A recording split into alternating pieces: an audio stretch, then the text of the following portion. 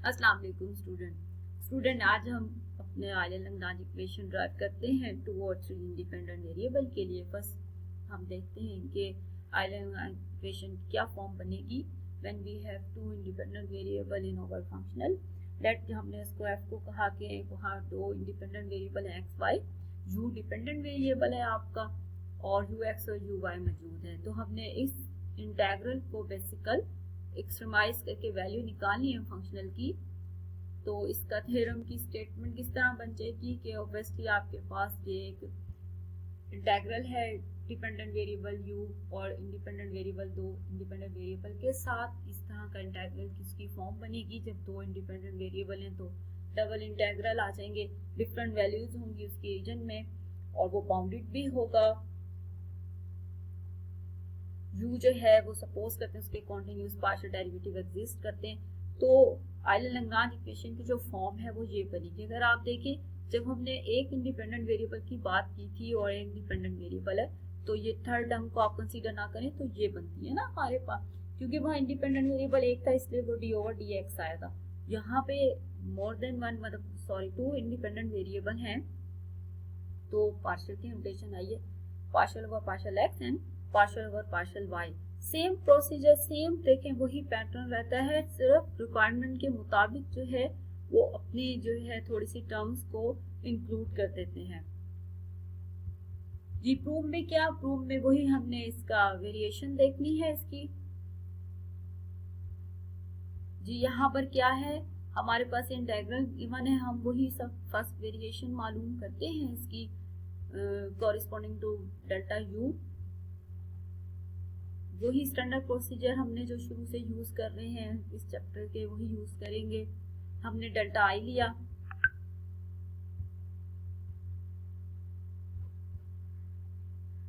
जी क्या होगा partial f over partial u delta u होगा, partial f over partial u x और delta u x, इसी तरह partial f over partial u y और delta u y आ जाएगा। अब हम यू एक्स के लिहाज से अपनी टर्म्स को कंसीडर कर लेते हैं। ये देखिए हमारे क्योंकि हमने डिफरेंशिएट करना है, तो जब हम इसको डिफरेंशिएट करेंगे तो जाहिर बात है सबसे पहले ये एक्स से डिफरेंशिएट हो रहा है, delta u as it is आ जाएगा, फिर पार्शियल एफ और partial u x as it is आ जाएगा और डेल्टा यू एक्स आ जाएगा। अब डेल्टा यू को एक्स से डिफरेंशिएट कर लेंगे ना, तो हम यहाँ से वैल्यू अपनी ले लेते हैं डेल्टा यू एक्स की, क्योंकि डेल्टा यू एक्स यहाँ भी मौजूद है। हमने उसको थोड़ा सा रीअरेंज करके लिख दिया टर्म को।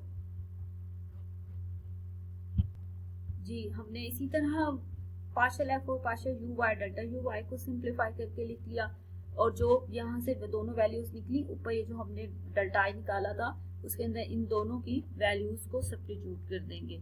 हम उन दोनों की वैल्यूज को सब्स्टिट्यूट करते हैं और तो वही कि अब यू एक्स वाली टर्म्स को एक तरफ कर लेते हैं और यू वाई वाली टर्म को हम एक तरफ कर लेते हैं। थोड़े से मतलब ने और से रीअरेंज कर लिया टर्म्स को।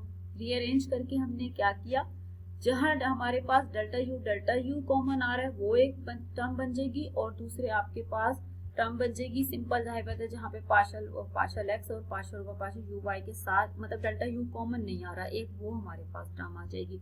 दो हमारे पास इंटेग्रल्स आ गए। अब हम ग्रीन थ्योरम यूज करते हैं।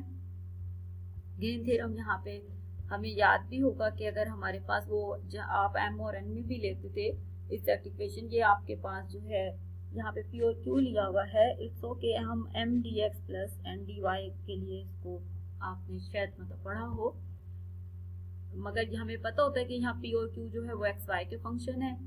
ग्रीन फंक्शन की स्टेटमेंट यही है कि partial q over partial x minus partial p over partial y, इसको हम यूज करते हैं अपने इंटेग्रल में।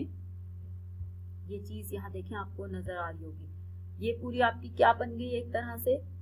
इसको अगर आप यहाँ से टर्म्स को कंपेयर कर लें तो जब हम इन टर्म्स को कंपेयर करेंगे पी और क्यू के साथ तो हमारे पास आ जाएगा partial f over partial u x d y और partial f over partial u y, q में माइनस साइन हमारे पास इस तरह से आना है और डेल्टा यू फिर कॉमन आ जाएगा। जी हमने I2 में इसके इंटेग्रल जो ऊपर टर्म ली थी उसको यूज कर लिया। अब क्योंकि हमें पता है कि डेल्टा यू जो है वो बाउंड्रीज पे वैनिश हो जाता है, इसलिए जब डेल्टा यू टोटल वैनिश हो जाता है तो आपका वो जो इंटेग्रल है वो I2 0 हो जाएगा और आपके डेल्टा आई की ये वाली फॉर्म जो है वो बाकी रह जाएगी। अब हमने एक्सट्रीमल के लिए 0 सब्स्टिट्यूट करना है, हमने delta I equal to 0 substitute किया। फंडामेंटल थ्योरम लगाएंगे, जनरलाइज्ड फॉर्म फंडामेंटल थ्योरम की दो इंडिपेंडेंट वेरिएबल के लिए। पहले लेक्चर में मैंने आपको उसकी वो स्टेटमेंट भी वहां पे शो की थी। डेल्टा यू तो हमारा आर्बिटरी है, तो आपके पास ये जो बीच वाली भी ब्रैकेट है ये इक्वल टू 0 हो जाएगी, और यही हमारी रिक्वायर्ड आइलैंड-लैग्रांज इक्वेशन होगी when we have two independent variable in our functional. तो हमने जब प्रॉब्लम सॉल्व करने हैं तो आपने ये इक्वेशन को डायरेक्ट यूज करना है। इसी तरह ये स्टूडेंट हमारे पास नेक्स्ट जो है 3 इंडिपेंडेंट वेरिएबल के लिए है, सेम प्रोसीजर है, सेम आप इसी तरह डेल्टा आई मालूम करेंगे। जब हम यहाँ से सारा डेल्टा आई मालूम कर लेंगे, क्योंकि वहां हम अपने प्लेन में थे, दो इंडिपेंडेंट वेरिएबल थे, हमारा लगा था ग्रीन थ्योरम, यहाँ हम यूज करेंगे डाइवर्जेंस थ्योरम की एप्लीकेशन। और वही सेम जो हमने पीछे स्टेप किए उन्हीं सेम स्टेप के वही delta u x, delta u y, delta u z की हम वैल्यूज जो है निकालेंगे, उन्हें सब्स्टिट्यूट कर देंगे। जब हम उनको सब्स्टिट्यूट करके सिंप्लीफाई करेंगे तो यहाँ हमारे पास जो है दो जो इंटेग्रल्स बनेंगे, उसी तरह सेम जिस तरह दो इंडिपेंडेंट वेरिएबल के लिए हुआ था वही सेम स्टेप यहाँ पे चल रहे हैं स्टूडेंट। जब आपसे एग्जाम्पल है वो 3 इंडिपेंडेंट वेरिएबल हैं, तो आपके पास यहाँ पे जो है वो ट्रिपल इंटेग्रल आ जाएगा और ये वॉल्यूम बन रहा होगा।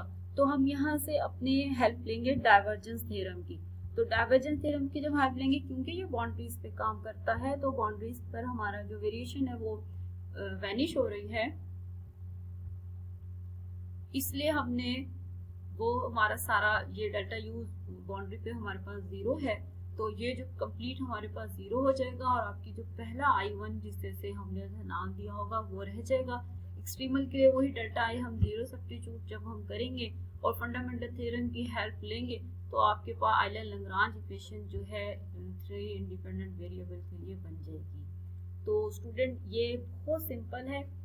इससे रेलिवेंट जो है मैं अब आपको सॉल्व जो है और कुछ एक्सरसाइज भी दूंगी, क्योंकि ऑलमोस्ट हमारे केसेस जो है वो कंप्लीट हो गए हैं। इससे फर्दर जो फिर कैलकुलेशन है वो बहुत लेंथी हो जाती है। डिफरेंट केसेस की हम ऑब्वियसली ड्राइव कर सकते हैं अपनी फॉर्म के, जब हमारे पास 2 डिपेंडेंट हो और 2 ही इंडिपेंडेंट वेरिएबल हो, या मोर देन 2 भी हो सकते हैं, तो पैटर्न वही रहता है, उसी तरह हम उसको सॉल्व करते हैं, सिंप्लीफाई करते हैं और डिफरेंट थ्योरम्स की और कैलकुलस की हेल्प लेके अपनी आइलैंड-लैग्रांज इक्वेशन जो है वो ड्राइव कर लेते हैं। और अगर आप इन इक्वेशंस को भी देखें, इनकी इक्वेशन एक ही पैटर्न पर होती है, और सिर्फ जो जिस तरह फंक्शनल हो, जहाँ जिस तरह डिपेंडेंट वेरिएबल या इंडिपेंडेंट वेरिएबल्स का वहाँ पे रिक्वायरमेंट हो, उसके मुताबिक टर्म्स जो है वहाँ पे ऐड हो जाती हैं। तो क्लास आपने इसे कंप्लीट करना है, और जो मैं इसके साथ आपके सॉल्व एग्जांपल और कुछ एक्सरसाइजेस शेयर करूं,